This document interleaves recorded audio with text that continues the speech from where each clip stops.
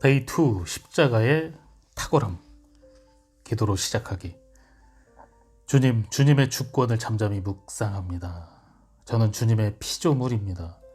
주님 앞에 저를 겸손히 내려놓습니다. 고함치고 소리를 질러야 아이들이 말을 듣는다고 생각하는 가정에서 성장한 경우라면 어떨까? 할머니는 어머니에게 소리를 지르고 어머니는 나에게 소리를 질렀을지 모른다. 그래서 나 역시 자녀들에게 툭하면 소리를 지르는 게 일상이 되었을지 모른다. 앞에서 우리는 이런 악순환의 사슬이 어떻게 깨어지는지 배웠다.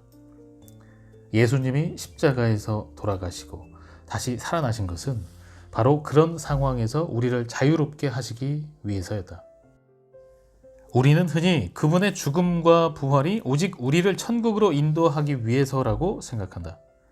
물론 예수님은 우리를 위한 안전한 처소를 천국에 예비해 두셨다. 하지만 그분의 죽음과 부활에는 그 이상의 의미가 있다. 그분은 우리가 이 땅에서 자녀들에게 고함을 지르는 것과 같은 매우 실제적인 상황에서 자유하며 살게 하시려고 죽음에서 부활하셨다. 예수님의 십자가는 매우 실제적이다. 이 사실을 제대로 이행한다면 우리의 일상이 달라질 것이다. 삶의 매 순간마다 십자가의 영향을 받을 것이다.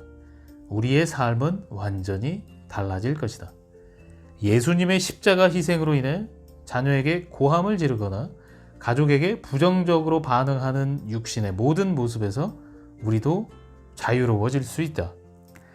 관계 가운데 반복되는 죄와 사망의 악순환에서 빠져나올 방법이 있다.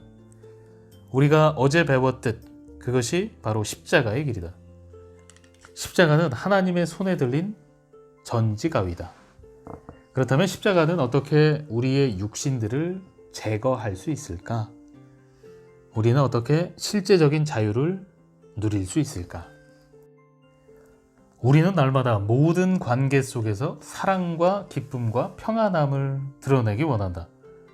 자녀뿐 아니라 남편과 직장 동료와도 평화롭고 조화롭게 살아가기 원한다. 성령의 열매가 우리에게서 흘러나가기를 원한다. 갈라디아서 5장 24절에 따르면 그것을 이루는 방법은 하나뿐이다. 하늘의 농부께서 우리가 더 많은 열매를 맺기 원하신다면 그분이 하늘의 가위로 문제의 뿌리를 잘라내시도록 우리 자신을 내어드려야 한다. 육신은 수리가 필요한 게 아니라 죽어야만 하는 것이다. 그저 깨끗하게 하는 것이 아니라 십자가에 못 박아야 한다. 노예의 삶에서 해방. 이 본문은 죽음에 대해 7번이나 언급하고 있다. 그러므로 우리는 무엇이 죽었는지에 대해 주의를 기울일 필요가 있다. 주 예수님이 죽으심으로 우리의 옛 자아 본성도 죽었다. 우리는 주님과 함께 십자가에 못 박힌 것이다. 이로 인해 우리는 옛 자아, 즉 오래된 육신적 본성으로부터 자유로울 수 있다. 우리는 더 이상 옛 자아 본성의 종 노릇하지 않아도 된다. 우리는 주변 사람들을 우리 뜻대로 좌지우지하기 위해 소리를 지르거나 폭언을 하거나 토라지는 육신의 성향을 따라 살 필요가 없다. 우리의 몸과 마음, 생각을 주님께 드리고 그분이 우리를 통해 사시도록 할 수 있다. 이게 바로 자유다. 우리는 스스로를 죄에 대해 죽은 자로 여겨야 한다. 다시 말해, 죄에 대해 죽겠다는 의지적인 선택을 해야 한다.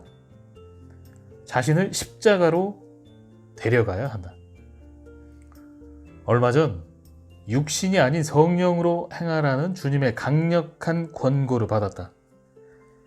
주님의 권고가 아니었다면 분명 육신적으로 행동했을 것이다. 내가 정말 아끼는 한 사람이 이혼을 했다. 그녀는 오랜 시간 고통 속에서 자기와의 긴 싸움 끝에 비로소 전 남편을 용서하고 마음의 상처가 치유되었고 나 역시 그녀의 전 남편에 대해 너그러워진 줄 알았다. 그러나 내가 최근에 점심 식사 약속을 잡은 곳이 그가 근무하는 곳이라는 사실을 깨닫자마자 그에 대한 분노가 되살아나는 것을 느꼈다. 그와 마주할 것을 생각하자 마음이 복잡해졌지만 정중하게 예의를 차리고 마음의 거리를 유지해야겠다고 생각했다. 그러나 성령은 그런 나를 내버려 두지 않으셨다. 주님은 내게 모두 무조건적인 사랑을 받아야 마땅한데 어째서 그 사람만 예외란 말이냐? 라고 반문하셨다. 나는 차갑게 그를 외면하려 했던 것을 회개하고 마음을 열어 화해를 청하기로 결심했다. 그를 보고 잠시 망설이다가 곧 다가갔다. 그리고 용서의 마음을 담아 그를 안아주었다. 그러자 우리 두 사람 사이의 장벽이 사라지고 상처가 치유되는 역사가 일어났다. 육신은 사망을 부르고 성령은 생명으로 인도한다. 어머니로서의 욕심을 충족시키려고 아이들을 마음대로 조종하고 지배하려 든다면 반드시 영적 죽음에 이르게 된다. 또한 성령을 소멸하게 될 것이다. 데살로니가전서 5장 19절.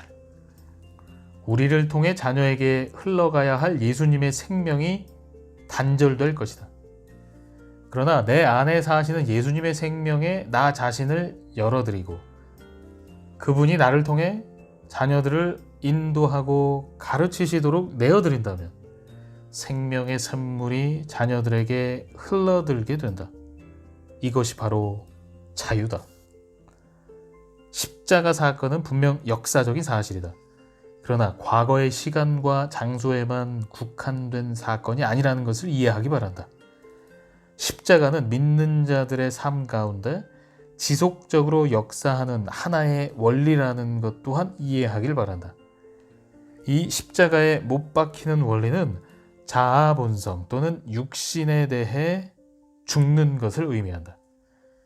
이는 그리스도 예수 안에서 약속으로 받은 자유를 얻기 위해 반드시 필요한 과정이다. 십자가가 우리를 가로막을 때 하나님과 동행하는 여정을 계속하면서 그분을 더욱 깊이 알기를 갈구한다면 하나님은 우리를 반드시 십자가로 인도하실 것이다. 언제 어느 곳에선가 그분의 십자가가 우리의 길을 막아설 것이다. 그분이 우리를 가로막으시는 그 갈림길에서 우리는 반드시 한 가지 결정을 내려야 한다. 내가 원하는 것을 내가 원하는 때에 내가 원하는 방식으로 얻기 위해 육신을 쫓아 살아갈 것인가?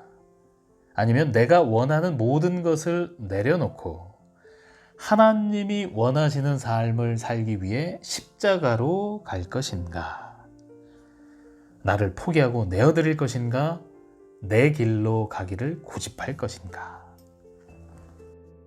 기도로 마치기. 주님이 십자가에서 제게 행하신 모든 일과 십자가를 통해 지금 제 삶에서 이루고 계신 일을 이해하는데 제가 아직 첫걸음도 떼지 못했음을 고백합니다. 제가 주님이 행하시는 일을 이해하지 못할 때에도 제 삶에 계속 역사해 주시기를 간구합니다. 제가 현재 영적 상태에 만족하고 안주하지 않도록 도와주소서. 주님에 대해 더욱 굶주리고 목마르게 해주시고 오직 주님만 원하게 해주소서. 예수님의 이름으로 기도합니다. 아멘.